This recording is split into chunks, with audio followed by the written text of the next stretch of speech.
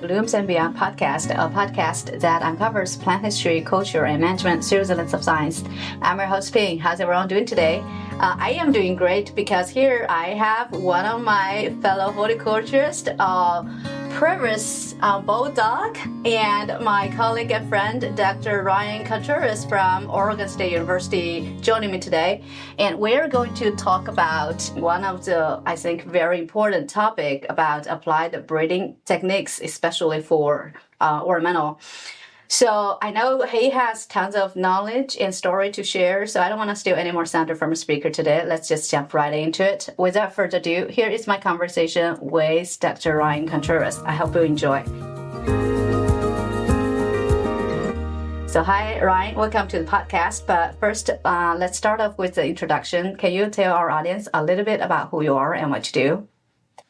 Good morning, Peng. I appreciate the opportunity to get to speak with you today. Yeah, I am a professor at Oregon State University, and I have been here since December 2009. I came straight from Tifton, Georgia. So I did my PhD with John Reuter. So I spent 3 terms finishing up coursework in Athens and getting started on research before I spent 2 years down in Tifton. Some of your listeners are probably familiar with that and with that location. And I was really fortunate to get to work with Dr. Reuter. I had a lot of leeway, and it was a really great opportunity to, I think, prepare without being a postdoc, but to prepare for the complete free reign of being a new professor. So when you started as a professor, there's not anyone there to hold your hand and tell you what to do. So this was a good opportunity working with Dr. Reuter. He gave me some guidelines as far as we're going to work on these crops, but I got to do a lot of different things. And so that was really exciting. And plus, when he was down there at his program, it was one of the great plant collections, especially conifers in the Southeast. And of course, it doesn't exist anymore. But anyway, that was a really great opportunity. Before I was in Georgia, I did my bachelor's and master's at North Carolina State. I did my master's with Tom Ranney, and again was at an off-campus location to do my research there. And of course, Dr. Ranney leads a really large program up in Mills River, North Carolina. Yeah, I'm maybe a little bit of an outlier as far as breeding goes. Many folks, when they come through, you tend to bounce around, and I would say probably fewer folks are still working on the same crop that they started with. But I'm super fortunate that during my undergraduate, toward the end of my undergraduate degree, I got to work with Denny Werner, who was working on Buddleia. And so I started, that was my first exposure to plant breeding. And so I worked with Denny, who I'll give a quick plug. This is also a Georgia connection, but Dr. Sham Tallery is a cytogeneticist. And he was previously at NC State, and that's where I was working with him. And he now is the curator of the peanut collection at the USDA in Griffin, which is fun. But he put me in touch with Sham. I worked in peanut genetics for a couple of years. But then since then, when I worked with Tom and then working with Dr. Reuter and then now here, I've been working on ornamentals, woody plants, basically my entire career, other than 2 years in peanut genetics.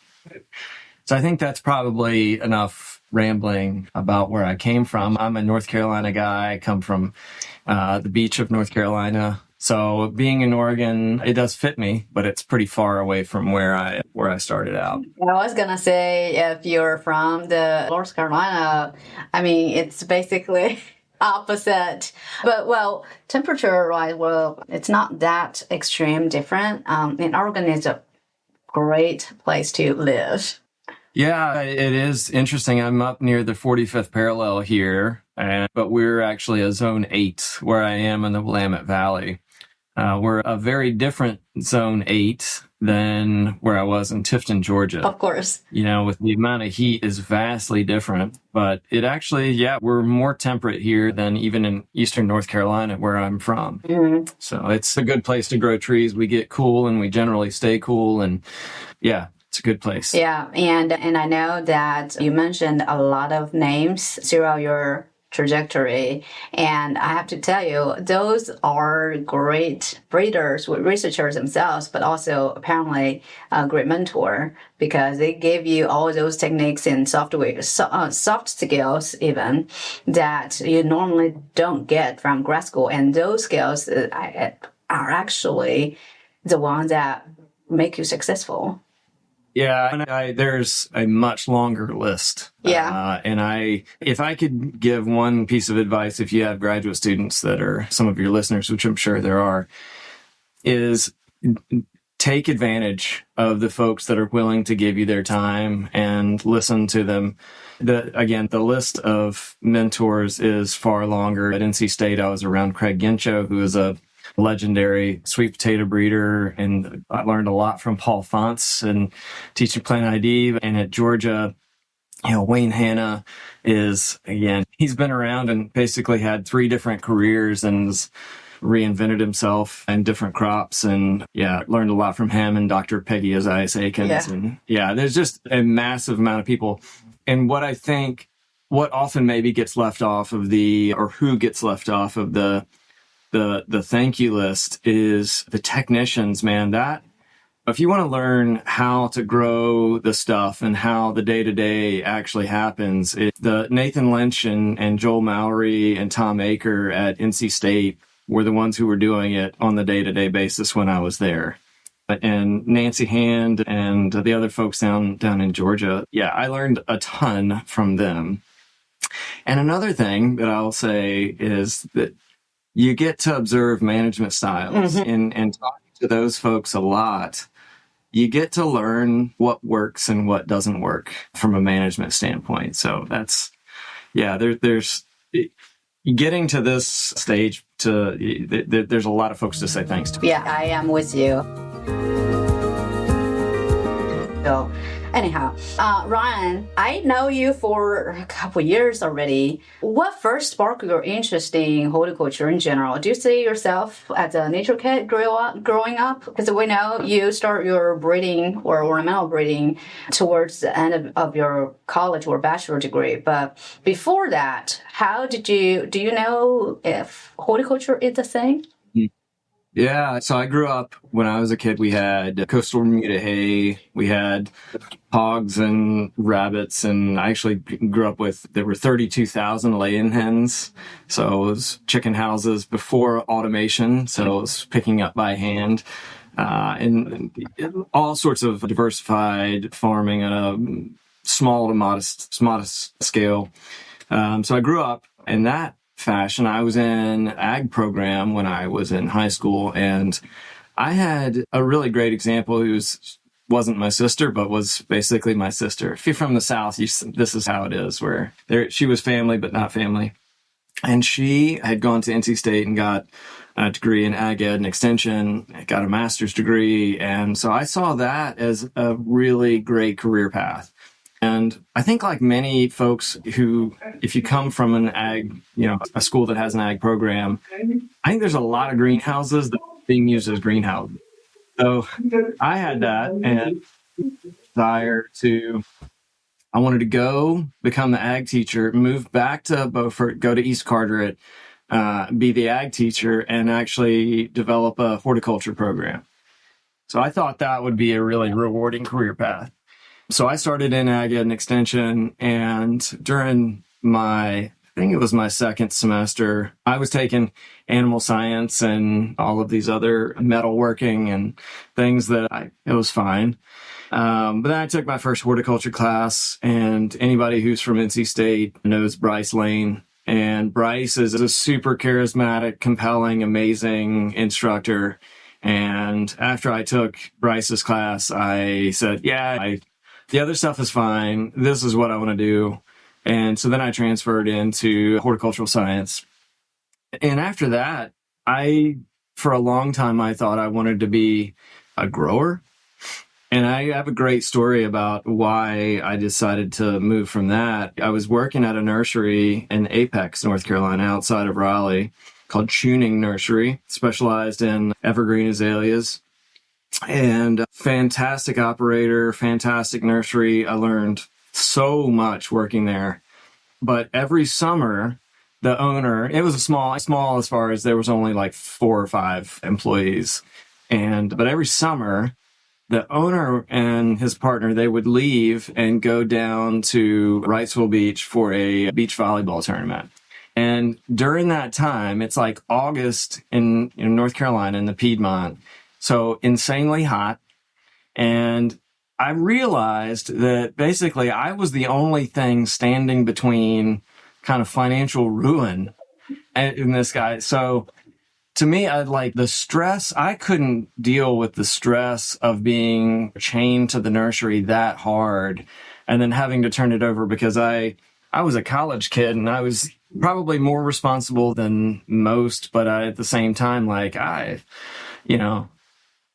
just, that stressed me out. And that cured me of wanting to be an owner, operator of a nursery.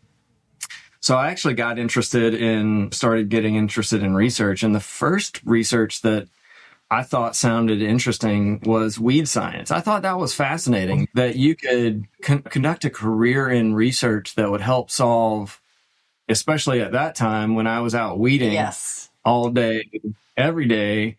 I thought that was just the bee's knees. I then went and, again, toward the end of my career, I did my internship at a really interesting place. I was at Arizona State University, the Center for Study of Early Events in Photosynthesis with Ken Huber. And it was completely basic science. We were radio labeling protein constituents and figuring out where these light harvesting complex proteins were being assembled.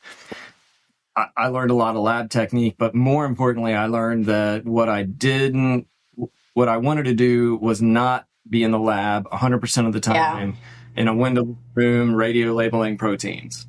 So that's when I came back, and then I got working with Denny. I'm like a little bit of a hybrid. Like I think I'm a little jealous of those folks that have the origin story that's this really beautiful. My grandpa got me interested in petunias and this and that. Yeah, a little bit of a circuitous route, but yeah, I come from agriculture. But I think it's a great example of horticulture is part of the agriculture. And I actually talked to one of the ag teacher, and I was just amazed how the education and ag program can really change some people's life, and people just don't realize it. But anyhow, let's talk about breeding, because you, like you said, you have worked with different people, from row crops, economic crops like peanut, and then working with ornamental breeders and all that. So can you give us an overview of some of the applied technologies that has been used for breeding?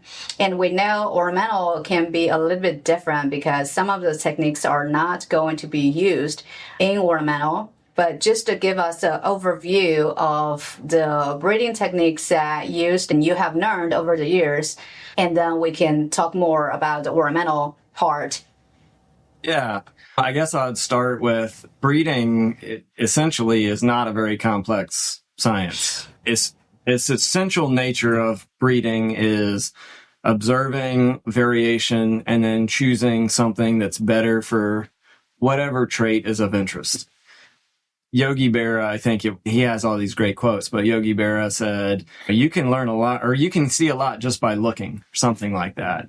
And I mentioned Wayne Hanna, his first publication, well, this was back in the day, but his first publication was in Science. And it was, I forget what the phenomenon was, but it was literally, he just was observant in a greenhouse and noticed something different in these maize plants than what was typically going on. Really, the most basic part of plant breeding, and really what it is essentially, is creating variation and then choosing plants from that variation. There's obviously all kinds of different ways to create variation and lots of different techniques and it's different for self-pollinated crops versus outcrossers. I don't know that it's worth, and I'm not the person to give a techniques lecture on plant breeding. But the most common way that we create variation is during sexual recombination. So when you make a cross or you collect seed, those plants, unless they're apomictic, have undergone some sexual recombination. And then we grow out those populations and look at those. The the most common and easiest way to improve plants. We often hybridize good by good. So you're crossing elite by elite. And elite doesn't necessarily mean in every way, shape, or form. So for instance, I've done some work in cotoneaster, and when my quote unquote elite by elite often is I take something that works well in production, has a good shape, is otherwise good and preferred by the industry, but it may lack fire blight resistance. So we've done this very thing where we then cross with something that has fire blight resistance, trying to get that good shape and form for the industry, but incorporating disease resistance. Let's see. I don't know what so hybridization, open pollinated things, just taking advantage of natural genetic recombination is still going to be the most common. We use a lot of other techniques to incorporate or induce variation. I use a lot of Ploidy manipulation. So that's just doubling or changing the number of copy of chromosome sets. So the most common reason for doing that in my program is to develop seedless forms. So bananas are triploids, and that renders them seedless. So we're trying to do that on a lot of nursery crops. We do a lot of mutagenesis, and there's non-targeted mutagenesis, which is we use much more commonly. And you can use chemicals like ethyl methane sulfonate, which is EMS, or physical mutagens like X-rays or gamma rays. So I'm fortunate that here on campus we have a radiation center, and they have a number of they have fast neutrons and other sorts, but we use a cobalt source that gives off gamma radiation. We have a source here, and you don't know what you're going to get. So the Forrest Gump, life is like a box of chocolates. We never know what we're going to get. We're just taking a shotgun and pointing it and blasting, and then growing out populations of those, looking for useful variation. And then more advanced techniques now, as we are learning more about genomes and we have gene targets, we can do targeted editing. There's traditional transgenics, and all of those sorts of technologies are still available. Yeah, I guess I didn't mention tissue culture, but that's certainly an important part of those. Of the more advanced techniques for gene editing or for transgenics, that's maybe, aside from self-pollination or cross-pollinating and apomixis and there's other sexual, like sex expression, the ability to conduct tissue culture or regeneration from undifferentiated callus is a major difference between our woody plants and many agronomic crops. Yeah, we don't have the capacity to regenerate a lot of our plants from that undifferentiated callus. So that regeneration has become our bottleneck. That in addition, we just have studied many of our plants a lot less. Corn, cotton, soy, wheat, all of those things, they've been sequenced, and we've got high quality chromosome level genome assemblies. And so we've got all of these gene targets, and we just know a lot less about our woody plants. I don't know, Peng, I've rambled for a bit. I think you got most of you pretty much draw a big picture of the ornamental. It's not comparable because for some of the economic crops, like you mentioned, the soybean, maize, and other crops, they're only working on one plant. And look at us. We just have so many different plants to work with. So it's not our fault. It's actually a good opportunity for us to explore more. So what I'm hearing now is from the plant breeding techniques, we typically have two categories. The traditional one would be the sexual, either crossing, hybridizing, and mass selection. Those are, categories as the traditional one, where you, like you said, you just go out and observe and then select the varieties whichever fit your goal to select the plant. And the second one would be like more modern or advanced techniques, including the marker and genome editing and mutation, like you mentioned. Maybe tissue culture may be part of that too.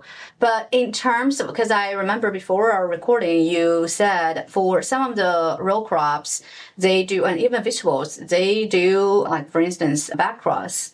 Why? But we're not using that in ornamental. Can you tell us a little bit on that? Why we are not using backcross breeding that often in ornamental? backcrossing is actually, I have 4 new hibiscus cultivars that are being released now. One reason that we might not use backcross in the most essential sense is woody ornamentals they suffer from inbreeding depression. And so we're always trying, they're highly heterozygous and many crops won't self-pollinate. So hibiscus syriacus is one that most cultivars have a very low rate of self-pollination. So even if you do self them, you get few or no seeds. And if you do get any, they tend to be a little bit weaker. So we typically are not going to take cultivar X, cross it with Y, and then take that progeny and backcross it to cultivar X.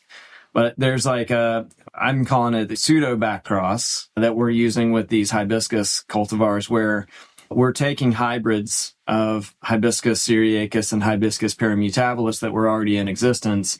And then we're doing what I'm, again, calling this sort of pseudo backcrossing to hibiscus syriacus to improve the cold hardiness of those.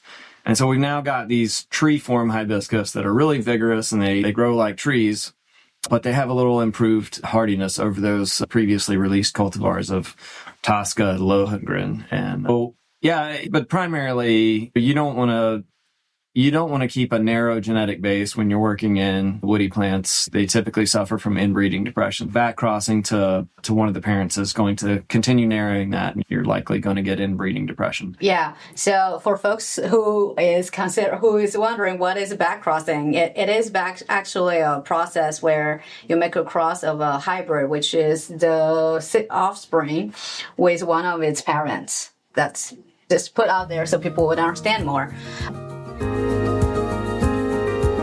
But so when you, as a breeder, especially a woody breeder, that you work a lot woody plant breeding, when you start a breeding program, where does the idea usually come from? Is that from a grower problem, a market gap, or just your personal curiosity? Probably it's a combination of all those, but can you give us an example of that?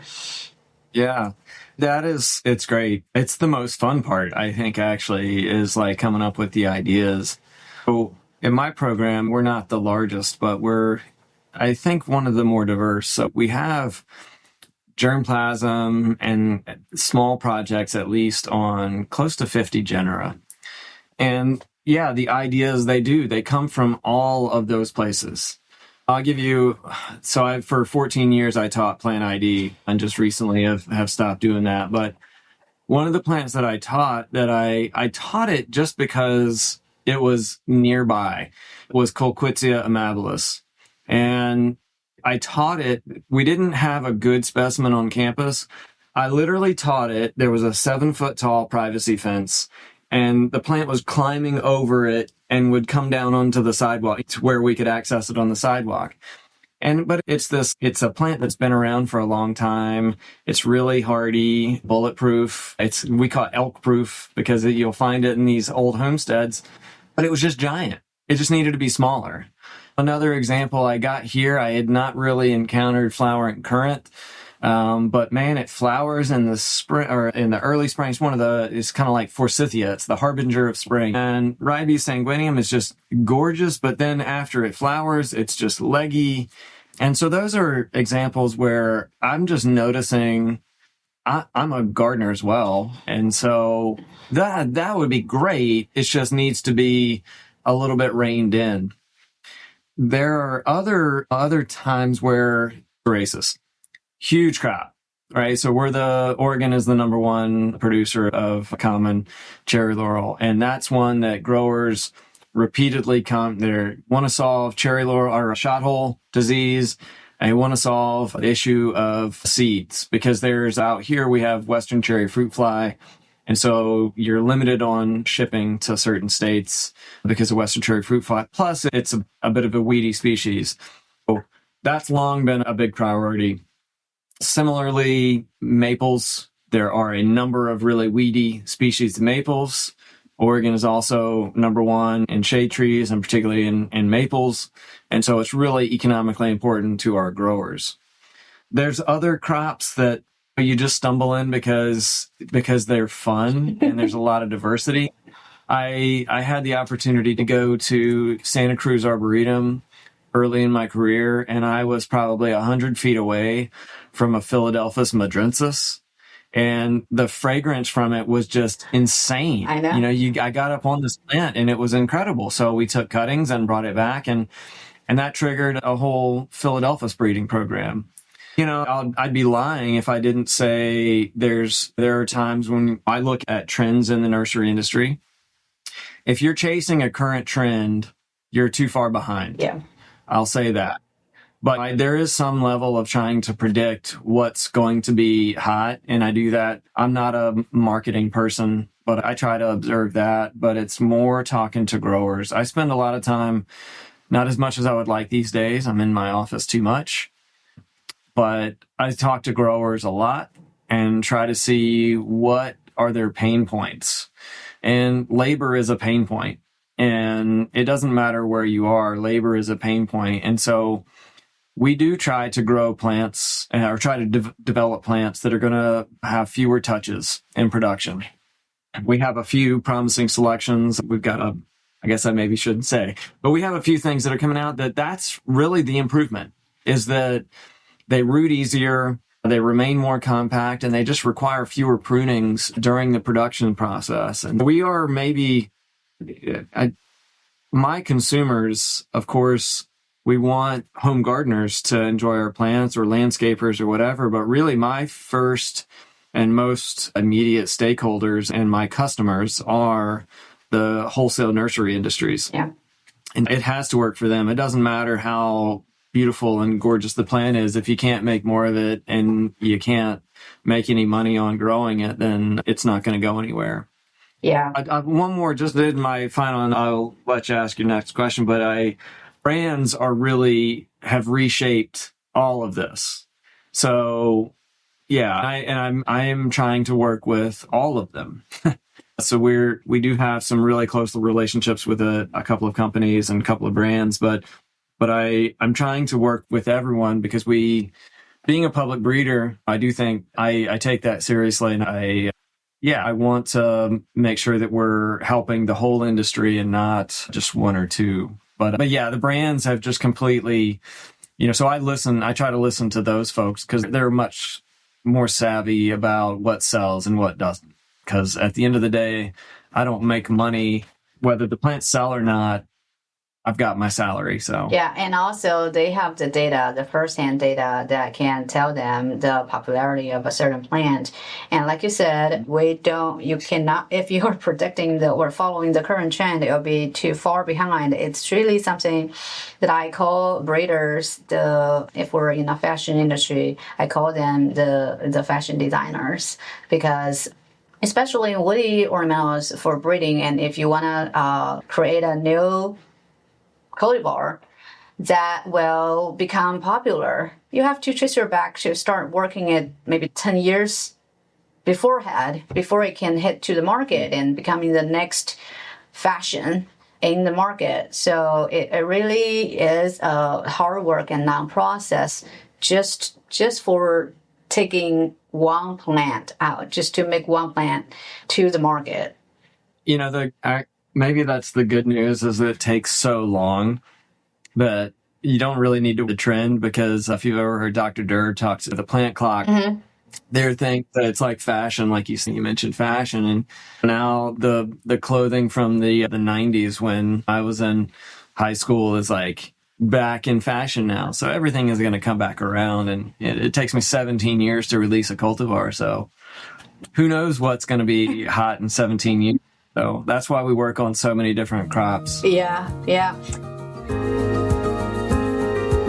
So over your career, I know you have so many different breeding programs going on, sometimes simultaneously, but which breeding techniques have you found yourself rely on the most, and which surprised you by being less useful? Oh, man. I should one day look it up and see exactly when he made this quote. But Norman Borlaug, because I say it all the time, but he was asked, how do you become a great wheat breeder? And he says, you go to the field, and you go to the field some more. And when the wheat plants start to talk to you, you've made it. So the most useful techniques, far and away, in my observation, are being out there, walking the plots, seeing what the plants are doing on a regular basis, not just once a year, but frequently, and getting input from growers, whether that's in my own plots or distributing plants under a material transfer agreement and having them grow them in their own place. I get way more from that. It also is the most surprising and sometimes the most frustrating, where I think something is just the greatest thing since sliced bread and it either doesn't work, has some great fault in production or whatever. What has been disappointing? I don't know if it's disappointing or surprising, but I guess I continually, every time I see a graduate seminar on QTLs and marker-assisted breeding, I always ask, how has that directly translated into a new cultivar coming out? And I think, there are really great examples. So I mentioned peanut breeding. There was like nematode resistance. They had a rapid marker. Right next door is the hazelnut breeding program that has been insanely successful on breeding for eastern filbert blight resistance using marker-assisted breeding. And there are really great examples out there. But we don't use a ton of that. And so we are doing work in that realm, especially on lilacs, because it takes a long time to phenotype them. Yeah, I guess and this is advice I got from mentors long ago, is ask, why are we doing this? Now, an okay answer is if you're a new professor and to get publications, advance the science, learn something more that's foundational, that's a valid reason. So I'm not saying that this work isn't important, but I will say, if your goal is, cultivar development, ask yourself, is this getting me closer to a cultivar? And I've yet to see anything that is more, that gets us there quicker than creating variation, whether it's mutation, polyploidization, crossing, open pollination, whatever, growing them out and then looking at them. Dr. Durr, it could be argued whether he was a plant breeder or not, but I would say absolutely he's a plant breeder, because even though he used a lot of open pollination, he looked at the variation, selected something that's superior, and moved it ahead. And that is plant breeding. And I think that might be one of the techniques that you use regularly, or most of the breeder use regularly, but some students may not realize how important it is. Based on your description, they were like, oh, that's boring and everybody can do it. It doesn't require a whole lot of skill set from their perception, but it is actually the essential technique for breeding. I would say, I think of it like at a lot of nurseries, the lowest paid person is the most important person as the watering. Yes. Right? This is insane.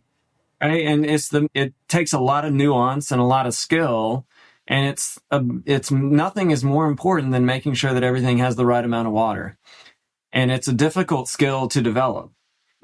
I think of it like walking rows or looking at plants and just having the eye for what's better. And it could be argued that no one has ever had a better eye than Dr. Durr.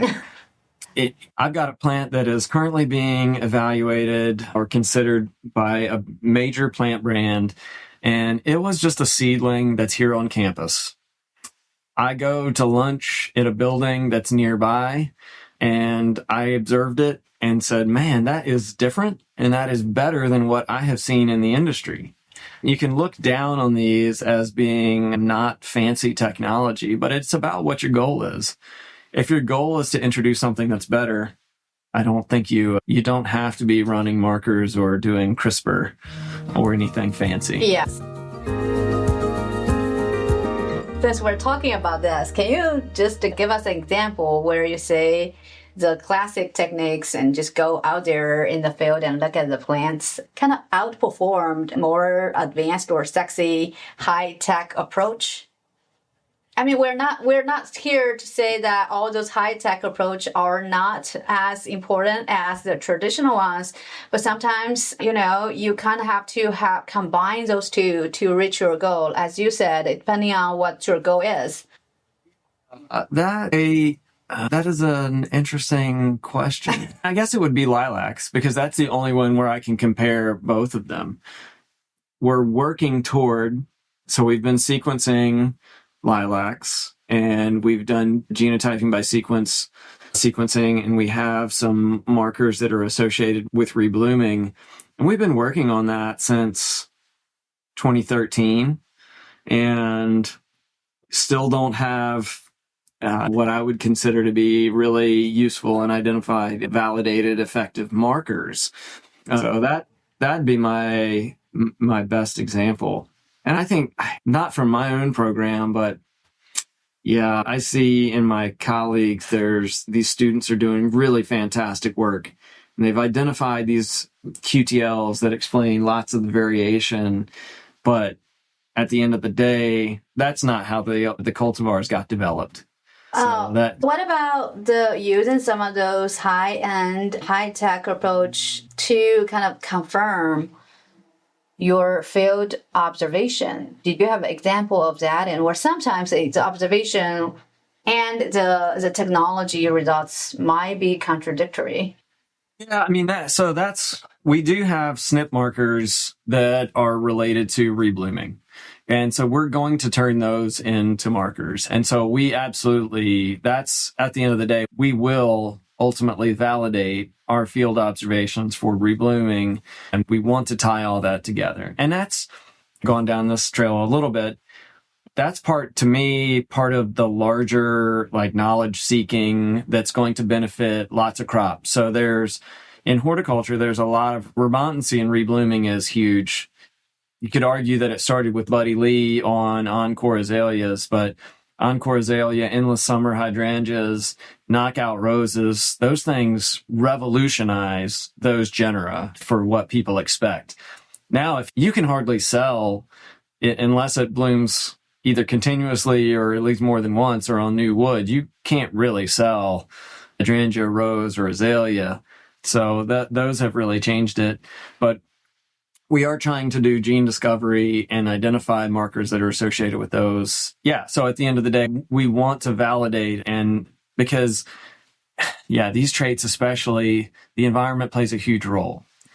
And you can manipulate. A good example is Paloban lilac is non-reblooming. I don't think it has the genes for reblooming. But if you shear it at the right time of year in early spring, it will flower in July. And I've seen growers do that. At Van Essen Nursery, I never forget, it was late July, and I showed up at their nursery, and Paloban was in full bloom. And that was because of how they had manipulated the environment. So that's a different thing than remontancy. And so we want to make sure that we're not inadvertently doing something weird in our environment that is causing our plants to rebloom. We're trying to make sure that there is a gene there. And then, by the way, if we can figure out what the mechanism is for lilac, what it is for hydrangea, what it is for rose, and what it is for azalea, then maybe down the road when we have better technology or we figured out new ways, and there's already been a lot of new work that's done in introducing CRISPR technology through a non-tissue culture based methods. So that's going to be another huge leap forward. If we don't have to go to undifferentiated callus tissue and then regenerate plants, if we can introduce it through other means, that would be a huge benefit. Yeah. But we talk about the breeding goals, and there's a lot of breeding goals depending on what plants you are working on. For instance, you talk about the lilac reblooming, and some plants are disease resistance and making it more compact, basically making the whole plant better. But can you share a story where your kind of breeding goal changed halfway through because the reality hit? Because ideally, you want everything work and then you have the perfect plant, but there are things that we cannot change. Yeah. So one of my early ideas when I came here, I had worked on Japanese cedar using polyploidization. Oregon leads the nation in arborvitae production. And I drive down the road and there's these arborvitae, it's mostly smaragd or emerald green. And during the winter, it turns that rhododendron brown or red or purpley. And so I had this idea that I could develop polyploids that would be non-winter browning. And I went and spoke with the folks at A&R Spada. I had already been doing this work and going very excited about this idea. And hey, just I don't care about that. And I said, do you get calls about these things turning brown? He says, oh yeah, every year we get some calls. And I tell them to wait 2 months and then they're going to turn green. And they do, and then they don't call back. That was the answer. And he said, but if you could give me spruce spider mite resistance, because that's throughout the industry, that's a major issue. So that impacts the bottom line. They don't want to have to put out this active ingredient. It costs money. There's additional chemicals in the environment. And so that was one but finding that source of resistance is the trick. And finding the source of resistance in something that will be compatible and give us something that has a similar phenotype, right? So we want it to look like De Groot Spire or Smaragd or, these other cultivars that are popular that people want. And by the way, we also want it to be deer resistant because arborvitae are highly attractive to deer. That's when you get to, all right, I can't do spruce spider mite, the phenotype. Oh, it's got to be fast. So it's got to be compact, but it's got to be fast. But it also has to be deer resistant. So that's one where I'm a little bit stymied on how do we proceed. And we have some ideas on where we're going to go from there. But yeah. And I don't feel worried about sharing those ideas with your audience because I certainly am not the first one to have all of these thoughts. It's something that people have been thinking about and looking for a long time. Yeah. So yeah, there's no shortage of nearly unattainable goals. We want a plant to get 3 feet in 1 year and then not grow anymore, require no fertilizer, and flower 52 weeks a year. See, we just sometimes I call it we are too greedy for a plant. We want them to have it all. Yeah, some have said that we as Americans, we're not okay enough with death and during the change of the seasons, right? So at times, your garden might look like there's a lot of rot and it's just degrading, and that's good for next year. But I don't want my garden to look like that either, to be honest. Yeah, you always are looking for something to look at throughout the year. That's just the human nature. But again, we're in ornamental. We're dealing with thousands of different plants. And also, we are limited in time, labor, and money. So can you tell us a little bit about how those factors actually decide your breeding program and decide what you do on certain crops? Yeah, I mean, it really is. It's all money. Trees are really expensive to grow. So that's a big consideration. I'm hoping to dig trees shortly, bare root them, and then respace them so that they take up less space after I've chainsawed down 85% of them, the population. But really, it's a matter of what's the potential and what's the need. I've spent a lot of time making crosses in cherry laurels because it is a huge crop. We spend a lot of time on maples because it's a really important crop. I've probably spent too much time on hibiscus because it's not that big compared to cherry laurels or maples or boxwood. That's one where it's been kind of interest, but they're very fast. And so I think that's kind of where I balance it is I can do many generations of hibiscus in the time when I have tetraploid Norway maples that have still never flowered that are developed in 2010 or 2011. It's all relative. To come back and answer your question, really, is anybody going to want it? And is there a demand for it? And if there's not a demand for it now, oftentimes what we'll do is just shrink it. Anything that's generally improved, I'm pretty hesitant to throw it away completely. Yeah. but we may shrink that program down to just about nothing. We don't throw it away. We might put it on mothballs, so to speak. Yeah, you never know when that trend might become popular again, like we mentioned before. Yeah. And really, it just takes one person at a large grower to find a good niche for it. And so folks would say that Vaccinium ovatum is not a big crop, but it is specced a lot in landscapes here in the Pacific Northwest. And so we've got a plant that's with Briggs, and it's probably underperformed from what they wanted and what we wanted. There's always tomorrow. Yeah. But over those years, have you ever had a plant that you really loved, but it's just not, the demand is just not there? Yeah, absolutely. One of my first plants that I thought was a home run, no brainer. It's a hybrid. It's a triploid hybrid Cotoneaster. It's got pink flowers, good fall color. It's good form. It withstood 4 degrees Fahrenheit, unprotected in a container, isolated, not even jam can tight. So quite cold hardy. And it's fire blight resistant, never seen a strike on it anywhere. And it roots pretty well. It's not as fast as some other ones, but it is comparable to like a piculatus. And nobody wants it because it doesn't have berries. And what we've been told is if it's a Cotoneaster that's deciduous, it has to have berries. And that's a great example of, I'm not throwing it away.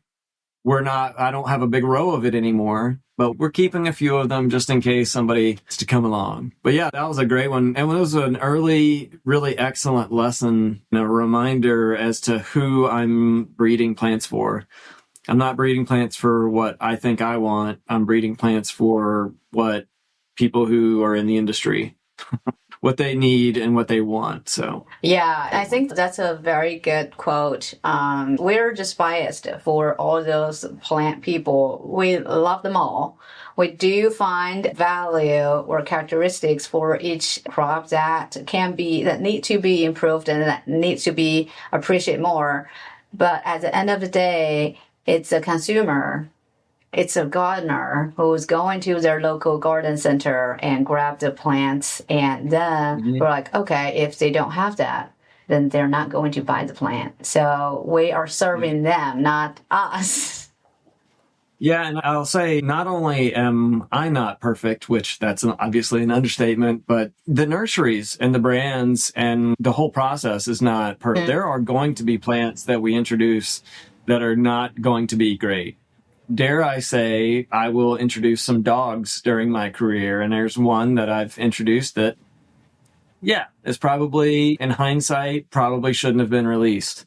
And there's going to be more as we go through my career. There's going to be more plants that, probably didn't need to release that. That wasn't the improvement that it could have been or should have been, or I could have tested it in more places. But at the end of the day, we're just moving ahead. I'm trying to, I like this quote. It says, find peace and move with urgency. Yes. So that's what I'm trying to do. Like trying to be calm and think about things critically, but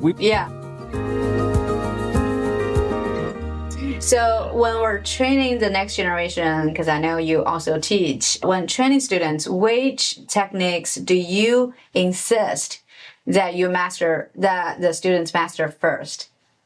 Master? I don't know that I've mastered. Or learn first. Yeah, no, and it depends at what stage. If it's an undergraduate, master's, or PhD student, it's a very different thing. But what I impress upon all students as early as possible is you better learn how the plants are grown. It doesn't matter if you're a hazelnut breeder, a blueberry breeder, or a woody plant breeder. You need to understand how the plants are grown, what are the pain points of the growers and the consumer. What are you breeding for? And how is the plant grown? If you don't know that, then you're not going to be successful. And then we go look at plants. We look at them in the field a lot. For my particular program, I don't let anyone leave without doing some Ploidy analysis, some flow cytometry. They've got to get on the microscope, look at pollen under the microscope. We try to get people to look at chromosomes, but that's a difficult technique. You can spend years without really getting that down. And everybody does some propagation. Everybody does a little seed processing. But the nuts and bolts things. We stick some cuttings. I want people to understand how our plants work when they leave and know, how you make more of it. We try to make a lot of nursery visits. But as I said, sitting in an office too much, it's tough to be a good plant breeder when you're sitting in an office, but it's the nature of our job these days, I think. Yeah.